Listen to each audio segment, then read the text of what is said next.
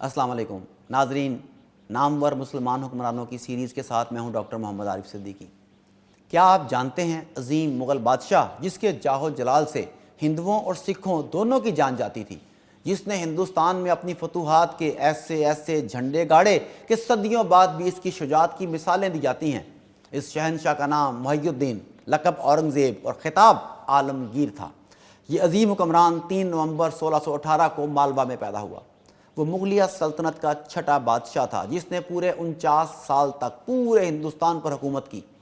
اورنگزیب کو آخری قابل مغل بادشاہ بھی کہا جاتا ہے۔ اورنگزیب عالمگیر وہ واحد بادشاہ ہے جس نے ہندوستان میں اسلام کا بول بالا کیا اور اپنے تئیں ایک مکمل اسلامی طریقے سے حکومتی نظام چلایا۔ یہ شرف بھی اورنگزیب ہی کے حصے میں آیا کہ وہ پہلا مغل بادشاہ تھا جس نے حافظ قرآن ہونے کی سعادت حاصل کی۔ اس کے ساتھ ساتھ وہ ایک کامیاب فوجی جرنیل بھی تھا اور اس کی اس خاصیت کی ہمیشہ تعریف کی جاتی رہی۔ لیکن اگر کہا جائے کہ اورنگزیب مغلیہ سلطنت کا سب سے متنازع حکمران رہا تو یہ بھی غلط نہ ہوگا۔ حق کے لیے بغاوت اس کی سرشت میں تھی۔ برائی کے خلاف کوئی فیصلہ لیتے وقت اس کے قدم کبھی نہیں ڈگمگائے۔ ہوا کچھ یوں کہ شاہ جہاں دارا شکوہ کو تخت نشین کرنا چاہتا تھا کیونکہ وہ اورنگزیب کے غیظ و غضب کے مقابلے میں معتدل مزاج شہزادہ تھا، لیکن اورنگزیب کسی طور پر دارا شکوہ کو حکومت کرنے کے قابل نہیں سمجھتا تھا۔ وہ کسی حد تک ٹھیک بھی تھا کیونکہ دارا شکوہ کسی بھی ہنر میں اورنگزیب کو مات نہ دے پایا۔ اورنگزیب کی سلطنت میں توسیع پسندی قابل ذکر ہے۔ اس کے دور میں سلطنت تقریباً پورے بر صغیر میں پھیل گئی۔ اس کے دور حکومت میں اس قدر جنوبی فتوحات حاصل ہوئیں کہ سلطنت کا رقبہ 40 لاکھ مربع میٹر تک بڑھا۔ اس نے 158 ملین کی آبادی پر حکومت کی۔ اس کے دور حکومت میں ہندوستان دنیا بھر کے ملکوں کو پیچھے چھوڑتے ہوئے سب سے بڑی معاشی اور پیداواری طاقت بنا۔ اورنگزیب اپنے مذہبی تقوی کے لیے مشہور تھا۔ اس نے پورا قرآن حفظ کیا، احادیث کا مطالعہ کیا اور اسلامی تعلیمات پر سختی سے خود بھی عمل کیا اور پھر پورے بر صغیر پر انہیں لاگو بھی کیا۔ اپنے باپ شاہ جہاں سمیت اپنے پیش رووں کے برعکس اورنگزیب نے شاہی خزانے کو اپنی سلطنت کے شہریوں کی امانت سمجھا۔ ذاتی اخراجات اور چھوٹی مساجد کی تعمیرات اس کی اپنی کمائی سے ہوتی تھیں، جن میں ٹوپیوں کی سلائی اور قرآن کے تحریری نسخوں کی تجارت شامل تھی۔ اپنی ذات کے لیے اس نے کبھی خزانے سے 1 روپیہ بھی خرچ نہ کیا، جبکہ اس کے برعکس اس کے پیش رووں نے اسراف کا کوئی موقع ہاتھ سے جانے نہ دیا۔ اس نے اسلامی اور عربی خطاطی کے کاموں کی بھی سرپرستی کی۔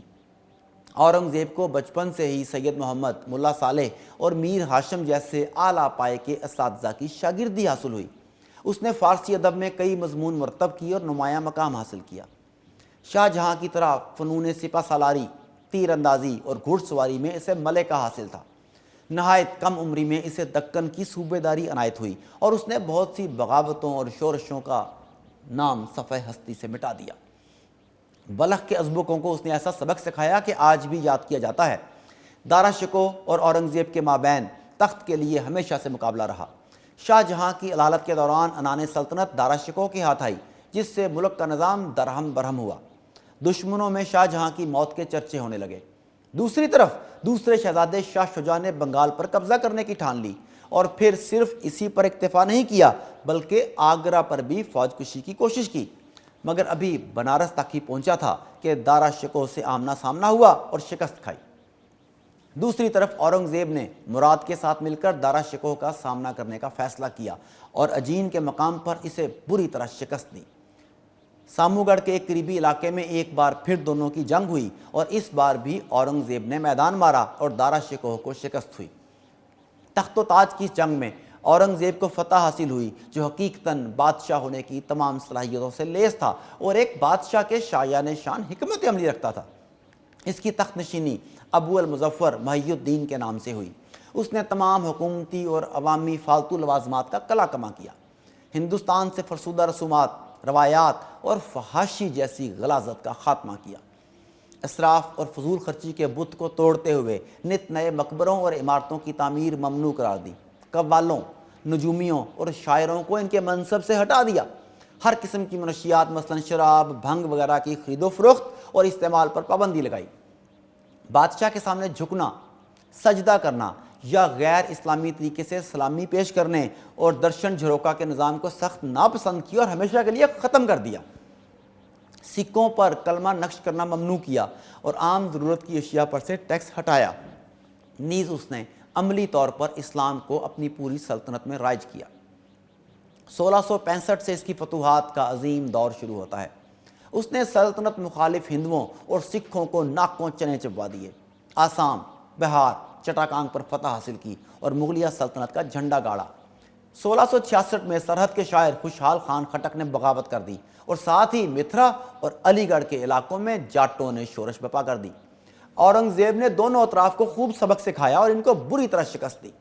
ابھی یہ معاملہ دبا نہ تھا کہ ست نامیوں کی طرف سے بھی شور اٹھ کھڑا ہوا اور انہوں نے بھی بغاوت کے راگ الاپنے شروع کر دیے۔ اورنگزیب نے ان کے ساتھ بھی ویسا ہی کیا جیسا ان کا حق تھا۔ بعد ازاں جب گرو گوبند سنگھ، جو کہ سکھوں کا 10واں اور آخری گرو تھا، اس نے اپنے ساتھیوں کے ساتھ اننت پور میں قتل و غارت شروع کی، لیکن مغل فوج نے اسے بری طرح لتاڑا اور وہ شکست خوردہ حالت میں فیروز پور کی طرف فرار ہو گیا۔ 1666 میں اورنگزیب کا مقابلہ شیوا جی سے ہوا۔ بہت سے قلعے مغل فوج نے فتح کیے اور شیوا جی کے ساتھ ساتھ اس کے بیٹے کو بھی نظر بند ہونا پڑا۔ شیوا جی کسی طریقے سے فرار ہونے میں کامیاب ہوا اور مہاراشٹر پہنچ گیا۔ شکست کھا کر بھی اس کے حواس نہ سنبھلے اور اس نے دیدہ دلیری کا مظاہرہ کرتے ہوئے وہاں بھی قتل و غارت شروع کر دی۔ 1680 میں وہ مر گیا اور اس کے بیٹے سمبھاجی نے اس کی جگہ سنبھالی۔ باپ کے نقش قدم پر چلتے ہوئے اس نے بھی خوب قتل و غارت کری کی۔ یوں حالات سنگین ترین ہوتے چلے گئے۔ اب عالمگیر کو خود دکن آنا پڑا۔ سمبھاجی کو ناکوں چنے چبانا پڑے۔ پہلے اسے گرفتار کیا اور پھر مار دیا گیا، جبکہ اس کا بیٹا ساہو دہلی میں نظر بند ہوا۔